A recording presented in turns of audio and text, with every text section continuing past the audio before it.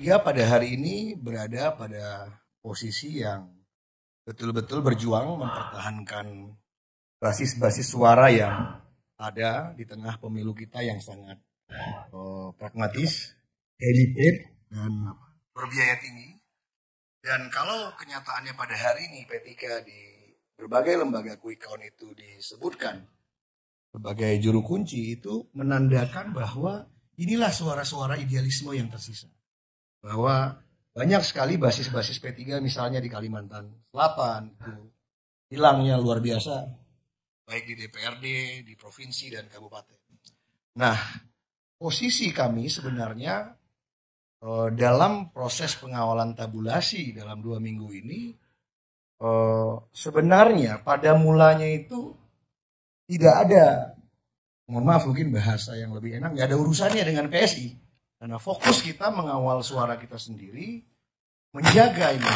Ini benar-benar tabulasi berjenjang ini, jangan ada suara yang hilang. Karena berdasarkan quick count dan tabulasi internal, 4 komanya ini 4 koma kecil-kecil itu pada tuh.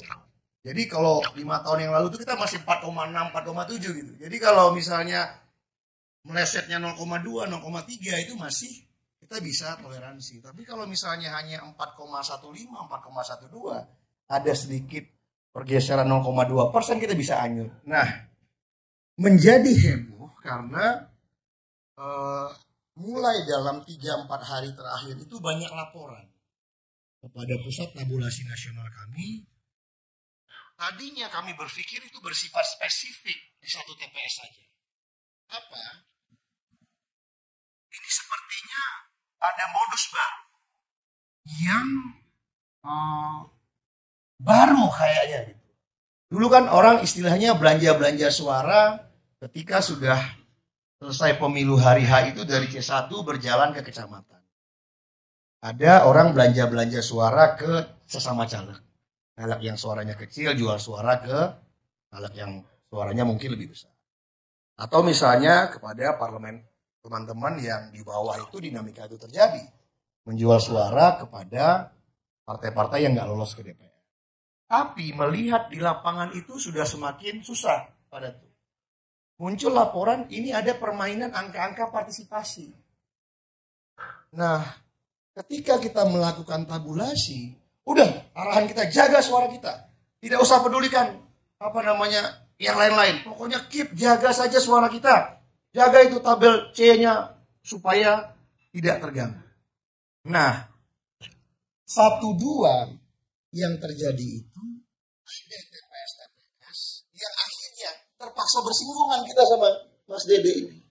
Apa? Ada beberapa TPS yang penambahan suara teman-teman di PSI itu adalah penambahan dari angka partisipasi. Jadi angka pilihan partai itu enggak berubah, tapi penambahan angka partisipasi. Oh, itu spesifik. Cek, periksa dengan teman-teman Bawaslu setempat, PPK setempat, gunakan hak apil, hak banding kita. Tapi lama-kelamaan set datanya itu banyak, Pak. Dan itu mulai beredar kan di media sosial kita. Penggunaan orang-orang yang tidak menggunakan hak pilih hari itu, kemudian suara-suara tidak sah. Ternyata ada matematikal ada konsekuensi matematisnya. Apa itu konsekuensi matematisnya? Kita mainkan sedikit angka matematik politik. 4% koma kecil P3 sekarang ini, 4,15 atau 4,2 P3 ini, di mana kita dapat? Adalah total dari seluruh orang yang memilih P3 se-Indonesia. Pemilang dibagi seluruh orang yang datang ke TPS di 800.000 TPS itu. Keluar angka 4,1, 4,2. Tapi kalau angka partisipasi di bawah ini ditambah, Pak Karni. Jadi nggak diganggu nih orang yang milih 4% di atas ini. Tapi penyebutnya ditambah. Sehingga 4 komanya bisa 3,9. Nah, itulah pangkal kita pada akhirnya ketika cukup banyak secara random dan acak. Yang itu ternyata penambahan itu sebenarnya not only di PSI ya, tapi ada juga dari partai-partai lain. Jadi semanjang ada orang melakukan modus operandi penambahan angka partisipasi untuk menambah suara partainya, mampus lah P3. membuat penyebutnya bertambah. Yang sebenarnya itulah yang kita sebut dengan ghost voters itu. Jadi kalau ada pemilihan hantu ditambahkan dengan menambahkan angka partisipasi, maka itu berkonsekuensi kepada P3-nya itu bisa tidak hilang 4%-nya. Nah, seperti apa kenyataannya di lapangan? Itulah yang hari ini kami menjaga suara itu. Jangan sampai ada suara-suara gelap yang ingin dilakukan oleh siapapun itu untuk menguntungkan dirinya dalam proses mungkin yang namanya menggelembungkan suara, sehingga menambahkan partisipasi itu. Nah, sekarang kita mesti kawal Pak Datu. Banyak orang mengawal angka quick count itu kan hanya dari capaian suara partainya, ternyata tidak. Jadi kalau kita mencari bermain di partisipasi itu juga membahayakan. Hari ini saya sudah cek Pak, dari seluruh lembaga quick count yang kredibel itu rata-rata ternyata berbeda Pak. Jadi partisipasi legislatif kita itu 77%. Dan partisipasi untuk RI. Tunggu dulu, jelasin dulu partisipasi itu ke pemirsa. Baik, partisipasi itu adalah orang yang datang ke TPS dan menggunakan hak pilihnya. Kita zoom in saja TPS. TPS itu by undang-undang, correct me if I'm wrong Pak Ketua Bawaslu, satu TPS itu 300 orang ya, maksimum. Tetap 300 maksimum, by law. Tetap, nah, kecuali PPLN. Tapi kan kenyataannya di hari H itu Pak Gani, yang datang menggunakan hak pilih itu nggak 300-300-nya. Rata-rata ya pasti ada saja yang tidak datang. Nah, angka quick count itu selalu ada. Untuk partisipasi RI, oleh seluruh lembaga survei sudah saya cek indikator, SMRC, kemudian carta, itu 77% untuk RI. Dan 83% untuk presiden. Jadi memang selalu penggunaan partisipasi di presiden itu lebih tinggi. Dan data juga menunjukkan makin ke bawah dia makin tinggi Pak. Jadi DPRD kabupaten itu pasti partisipasinya lebih tinggi daripada provinsi, dan provinsi lebih rendah lebih tinggi lagi daripada RI. Nah, ada modus orang-orang yang ingin berlaku culas memenangkan dirinya tanpa harus ada orang yang dipilih ini, sehingga efeknya itu merugikan kepada P3 hari ini. Jadi tidak ada sebenarnya pretensi kami, misalnya PSI nyolong-nyolong suara kita. Nggak begitu juga sebenarnya deh. Jadi ada laporan yang banyak dan polanya hampir tampak. Yang diambil itu adalah suara-suara orang-orang yang tidak ke TPS. Nah mungkin ini juga pada Pak Ketua Bawaslu mesti kita cek. Karena ada permainan angka partisipasi ini yang terjadi di lapangan, yang itulah situasinya. Ya itu seperti pembilang penyebut gitulah Pak Karni kan. Jadi kalau dibayangkan itu kan, kalau misalnya angka 4% ini didapat dari mana? Seluruh orang yang memilih P3 per yang datang ke TPS real. Begitu ditambahkan 100.000 atau 200.000, ya itu kan tinggal nambah dikit-dikit aja Pak, 20-20 per kecamatan.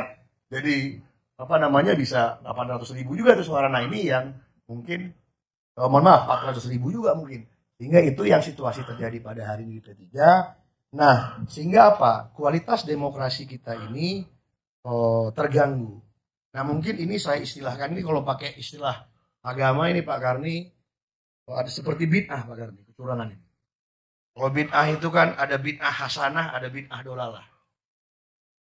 Tapi kulu bid'ah dolalah, kulu dolalah final. Jadi setiap curang ini sesat, setiap sesat ini di neraka. Nah curang hasanah ini mungkin nggak kena P3-nya. Curang hasanah ini adalah curang sebelum pemilu.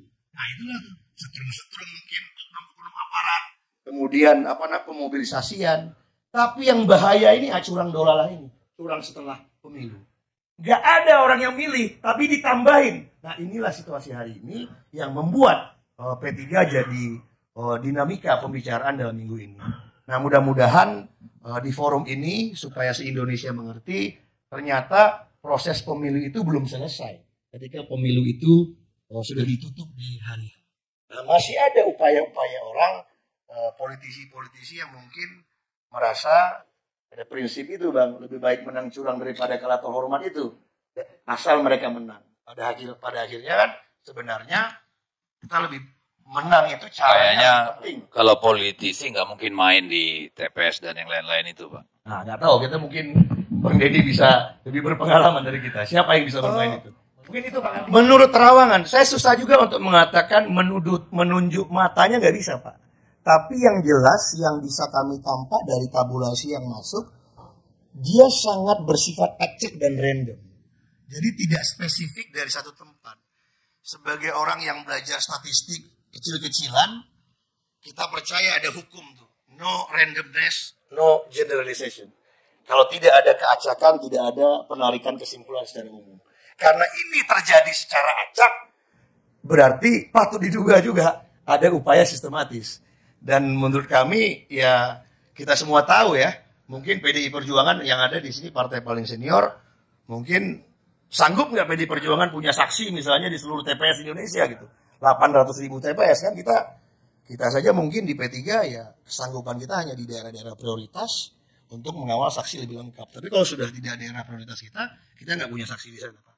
Jadi mungkin kami tidak bisa menunjuk hidung kemana, tapi pola data yang masuk itu cukup acak dalam penambahan angka partisipasi. Dan orang di lapangan itu Pak Karni nggak akan ngeh juga, karena saksi-saksi partai itu Pak, dalam dia mengawal suaranya, dia fokus ke suara partainya aja. Oke, sekian, aman. Tabulasinya begitu cepat. Dia nggak care dengan angka partisipasi itu. Nah ini mungkin satu improvement masukan untuk kualitas demokrasi kita ke depan. Bahwa angka partisipasi pun masih rentan untuk dimainkan bagi orang-orang yang bisa punya kemampuan konsolidasi sangat besar. Gitu. Mungkin kira-kira itu Pak. Jadi kalau begitu angka partisipasi itu ditambahkan ke partai yang memang kerjasama.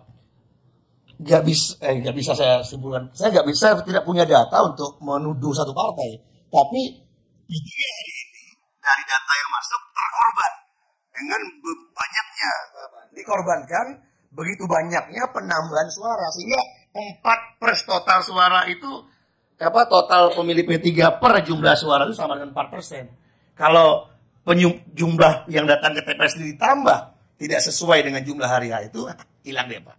Bisa 3,9, 3,8 berdasarkan tabulasi kami hari ini alhamdulillah kami masih bisa mempertahankan 14 sampai 15 dapil. Tapi kalau misalnya 3,9 dia 3,8, anyut yang 15 anggota DPR ini padahal orang sudah memilihnya dan seharusnya kita terus berhak untuk berada mewarnai parlemen kita.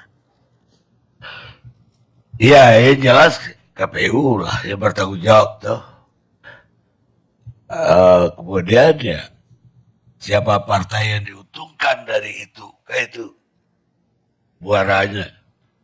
Ya makanya karena hari ini kita itu di posisi 9 dan PSI itu di posisi 10, akhirnya publik menangkap seolah-olah PSI mencuri suara P3. Gamenya padahal tidak begitu Pak. Gamenya itu ada penambahan angka partisipasi sehingga P3-nya terancam tidak lolos ke parlemen. Apakah itu terjadi PSI yang melakukan? Nah, nanti bisa Dede bisa menjelaskan di sini karena kan di beberapa forum saya dengar klarifikasi Mas Dede juga gitu bahwa ternyata penambahan partisipasi itu tidak hanya khas daripada penambahan di di PSI ya, yang kita lihat juga banyak dibuka oleh publik di media sosial. Jadi setiap penambahan angka partisipasi itu ternyata bisa merugikan peserta pemilu yang lain tanpa disadari gitu Pak. Jadi penambahan dari partisipasi tadi tidak harus ke PSI, ke berapa partai dong kalau gitu. Betul Pak. Jadi kita tidak bisa menuduh satu partai melakukan itu, tapi kondisi P3 pada hari ini dari data yang masuk sangat random dari seluruh Indonesia itu nggak sinkron Pak dari jumlah yang datang ke TPS menggunakan suaranya di DPR RI itu. Dan dia bisa dua Pak, menambahkan yang datang atau suara tidak sah. Suara tidak sah itu dia datang ke TPS tapi itu kan nggak dihitung Pak sebagai suara sah. Suara tidak sah itu dijadikan suara sah. Nah itu akhirnya berefek kepada presentasi kita secara nasional. Oke, tapi yang dituduh banyak oleh publik kan ada penggelembungan suara di PSI sehingga tiba-tiba naiknya, maka kita namakan tadi melejit. Baik, tapi dari konteks P3-nya saya tidak bisa menunjuk hidung bahwa PSI melakukan penggelembungan. Tapi P3 ini dirugikan ketika ada penambahan partisipasi dari partai manapun. Walaupun karena PSI ini partai yang ketua umumnya putra presiden, dia lebih di-watch orang gitu. Lebih di-watch orang banyak melaporkan di media sosial. Sehingga seolah-olah tampak yang banyak memindahkan suara-suara yang tidak sah atau penggunaan angka partisipasi itu di PSI. Tapi di beberapa tempat itu tidak hanya di PSI aja. Pokoknya asal ada partai lain nambahin, HP3 jadi dirugikan. Karena menyebutnya itu jadi bertambah. Tapi yang mengaku suaranya dicuri kan tidak hanya P3. Banyak juga partai lain yang merasa dicuri. Betul Pak, jadi dalam konteks P3, karena ini kami 4, kecil Pak. 4,01, 4,15, 4,2. Jadi itu sensitif sekali. Tapi Bang Roni mungkin nggak penting bagi dia. Karena dia udah 9%, 7%. Kecuri 0,4, 0,5 dia masih di DPR. Sehingga itu yang menjadi pembicaraan concern kami hari ini Pak.